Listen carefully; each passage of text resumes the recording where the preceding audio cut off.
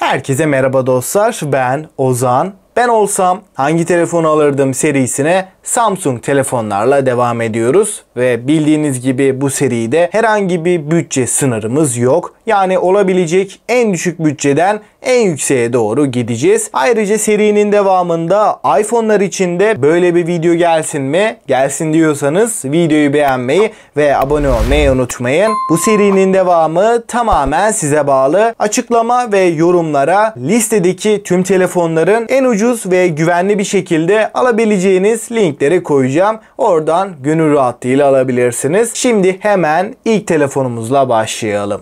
Tasarımsal açıdan Galaxy A13'e baktığımızda ilk olarak kesinlikle alt segment bir cihaz olduğunu hem ön taraftan hem de arka taraftan rahatlıkla belli edebiliyor. Ekran tarafında da 6.6 inç gibi gayet yeterli bir boyuta sahipken Full HD Plus ve 400 ppi piksel yoğunluğuyla gelen, yine de herhangi bir video film izlerken telefonu günlük kullanımda değerlendirdiğimde bu ekran yine de idare edecektir. Yonga kısmında MediaTek'in giriş seviyesindeki en iyi işlemcilerinden Helio G80'i görüyoruz. Bu işlemcimize baktığımızda gerçekten performans olarak yeterli düzeyde diyebilirim. Arka tarafta üçlü kamera düzenini görebiliyoruz. Ana kameramız 50 megapiksel değerindeyken 5 megapiksel ultra geniş açı ve 2 megapiksel makro kamerada bulunuyor. 5000 mAh batarya ve 15 Watt hızlı şarj desteğini görebiliyoruz. Bu batarya ile Galaxy A13 bir günü çok rahatlıkla çıkartabilirken son olarak suya ve toza karşı da herhangi bir dayanıklılığının olmadığını söyleyeyim. Listemizin ikinci sırasında Galaxy M23'ü görüyoruz. 6.6 inç PLS bir panele sahip ve Full HD Plus çözünürlük sunan bu ekran 400 ppi piksel yoğunluğuyla önümüze çıkıyor. Galaxy M23'ün donanım kısmında orta segmentteki başarılı işlemcilerden Snapdragon 750G bulunurken 4 GB RAM de bu sisteme eşlik ediyor ve 128 GB'lık depolamanın da M23'te olduğunu söyleyeyim. Oyun performansı olarak da yeterli düzeyde. PUBG'de akıcı grafiklerde 40 FPS civarında takılma, kasma, doğma problemi olmadan oynatabilirken zaten bu telefonun amacı genel olarak oyun odaklı bir kullanım değil, gündelik kullanım ve kamera özelinde olduğunu söyleyeyim. Kamera tarafında M23'te arka tarafta 50 megapiksel f1.8 diyafram açıklığında HDR ve yapay zekayı destekleyen bir kamerayı görebiliyoruz. İkinci kamera 8 megapiksel ultra geniş açı ve makro kamerada bulunuyor. Ön kameraya baktığımızda 8 megapiksellik f2.2 diyaframlı bir kamerayı görebiliyoruz. Video konusunda ise Galaxy M23'te 4K 30 FPS'te videolar çekebiliyoruz. Açıkçası genel kamera performansıyla Galaxy M23 listenin en iddialı modeli. 5000 mAh batarya ve hızlı şarj tarafında da ve 25 Watt hızlı şarj desteği M23'te bulunuyor. Listemizin 3. sırasına geldiğimizde A34'e arkadan baktığımız zaman A54 ile oldukça benzer bir tasarımla karşı karşıyayız.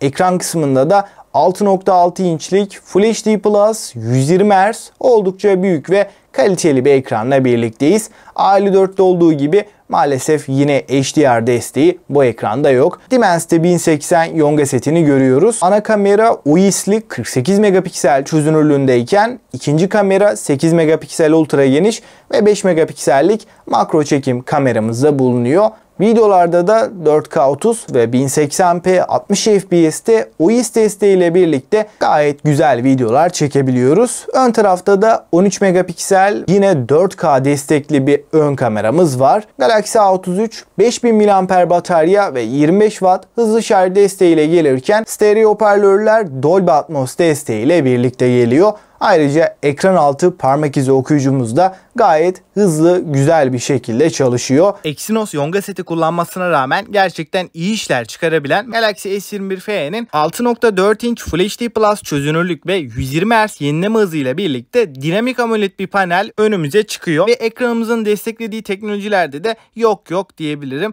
Tam olarak bir amiral gemisi telefondan ne bekleyebilirsek bu ekran bize onu rahatlıkla verebiliyor. Kamera kısmına baktığımda da 12 megapiksellik ana kameramız f1.8 diyafram değeriyle gelirken ikinci kameramız f2.2 ultra geniş açı, üçüncü kamera olarak da 8 megapiksellik telefoto kamerasına yer verilmiş. Fotoğraf çekim kalitesi olarak hem gün ışığında hem de gece çekimlerinde güzel bir performans elde edebiliyoruz. Fotoğraflardaki detaylar, renk doygunluğu, her şey olması gerektiği gibi video tarafında da bu bu kamerayla 4K 60 FPS'te OIS desteğini de bize verebilirken Exynos 2100 işlemcisi önümüze çıkıyor. 4500 mAh'lik batarya ve 25 Watt hızlı şarj desteği S21FE'ye konumlandırılmış. Tasarım noktasında Galaxy S22 burada arka kapaktaki mat hissiyatı ve çerçevelerin alüminyum yapıya sahip olması da bu cihaza ciddi manada amiral gemisi deneyimi veren detaylar arasında. 6.1 inç boyutunda dinamik AMOLED 2X panele sahip, kontrast oranı ve renk doygunluğu açısından da muazzam bir ekran önümüze çıkıyor.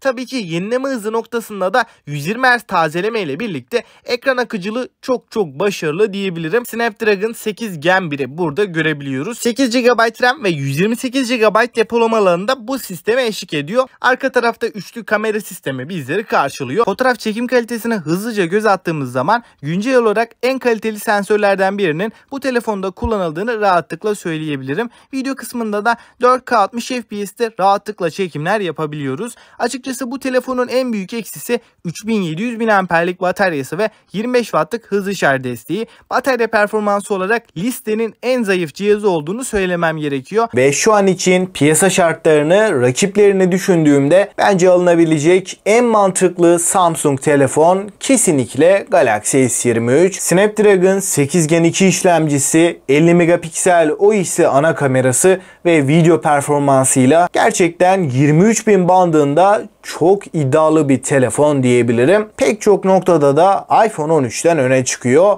iPhone 13 ile aradaki fiyat farkını düşündüğümde de Galaxy S23 almak gerçekten mantıklı. Burada özellikle işlemci ve kamera performansıyla Galaxy S22'den de keskin bir şekilde ayrışan bir cihaz olduğunu da burada söylemem gerekiyor. Açıkçası Galaxy S23 hem fiyatıyla hem de genel deneyimiyle benim şu ana kadar en beğendiğim Samsung telefonlar arasında. S22 Plus ve S23 Plus benim çok önerdiğim telefonlar değil. Çünkü fiyat yönünde çok avantajlı telefonlar değil. Bu noktada S23 Plus'a 30.000 TL vermek yerine iPhone 14 Plus almak bana çok daha mantıklı geliyor. Hem kamera performansı olarak daha iyi bir cihaz almış oluyoruz, hem de batarya deneyimiyle şu anda hem Android hem de Apple tarafındaki en iyi bataryaya sahip olan cihazın da iPhone 14 Plus olduğunu belirtmem gerekiyor. Yani S23 Plus şu fiyatlara bence çok alınabilecek bir cihaz değil. Eğer ki bütçeyle ilgili bir problemim yoksa bu noktada tercihim kesinlikle S23 Ultra olurdu. Snapdragon 8 Gen 2'nin daha da geliştirilmiş bir versiyonu, kamera tarafında çok daha iddialı sensörler ve batarya performansında S23 Plus'tan daha iyi bir deneyim alıyoruz. Ayrıca S23 Ultra'da diğer cihazlarda olmayan S Pen desteğinin de olması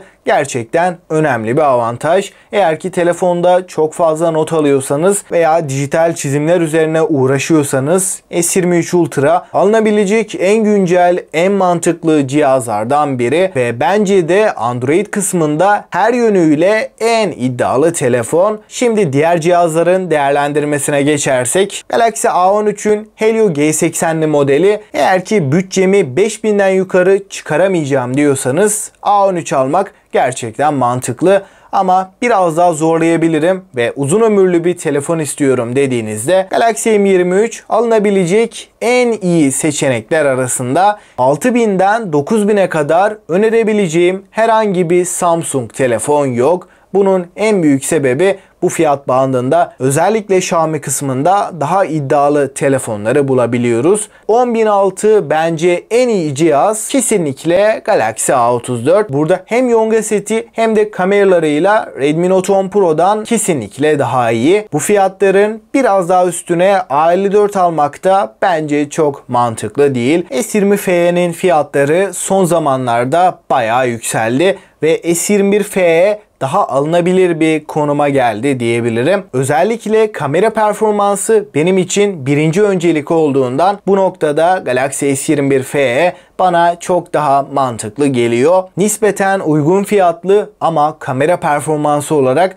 çok üst seviyede bir telefon istediğimde 17.000 bandında Galaxy S22 tartışmasız şekilde rakipsiz bir telefon. Son olarak listedeki favorilerimden bahsetmem gerekirse benim bu listede yalnızca iki favorim var. İlki Galaxy A34 ve ikinci olarak da Galaxy S23 benim en mantıklı bulduğum Samsung telefonlar. Her iki telefonda kendi fiyat bandında fiyat performans kralı diyebilirim. Peki siz bu telefonları nasıl buldunuz? Sizce hangisini almak daha mantıklı? Görüşlerinizi mutlaka bekliyorum. Gelecek videolardan anında haberdar olmak için abone olup bildirimleri açmayı unutmayın. Ve bir sonraki videoya kadar kendinize çok iyi bakın.